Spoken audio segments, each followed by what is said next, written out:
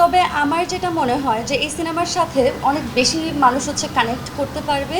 আমার লাইফে পার্সোনাল নীলাকে অনেক কিছু দিয়ে গেছে, শুধু যে আমি এই সিনেমার জন্য খেটেছি তা না, এই ক্যারেক্টারও আমাকে অনেক কিছু শিখিয়েছে, অনেক একটা জার্নি দিয়ে নিয়েছে, ডিফারেন্ট একটা মানুষ বানিয়েছে আমাকে, আরও পরিপক্ক।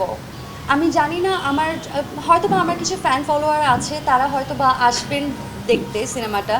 তবে আমার যেটা মনে হয় যে এই সিনেমার সাথে অনেক বেশি মানুষ হচ্ছে কানেক্ট করতে পারবে, এবং একজন গিয়ে হয়তো বা আরেকজনকে বলবে যে সিনেমাটা আমি খুব ভালো লেগেছে, তোমরাও দেখে আসো।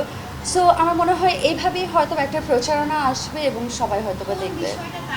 কোন জিনিসটা কানেক্ট করতে পারবে, এটা আসলে এইভাবে কি বলা যায় আদৌ? কারণ এক একটা মানুষ, পুরো একটা এত বড় জার্নির একটা সিনেমা, এক একটা মানুষ এক একটা জিনিসের সাথে কানেক্ট করতে পারবে আমার ধারণা।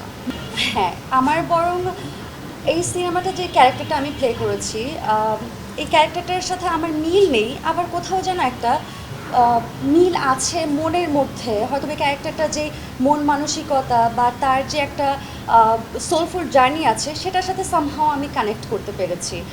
এই সিনেমাটা দেখলে আপনারা হয়তো আরও বুঝতে পারবেন।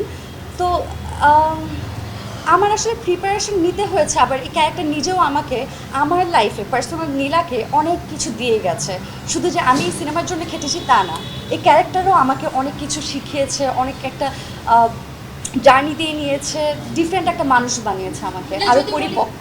খুব গভীর প্রশ্ন। খুব গভীর প্রশ্ন আসলে। আমার আমার যেটা মনে হয় আপনার প্রশ্নতে, যে এটা আসলে আমি যদি যে কোনো প্রফেশনেই একটা কিন্তু মানুষের একটা যন্ত্রণা 100% স্যাটিসফ্যাকশন কোথাও আসে না।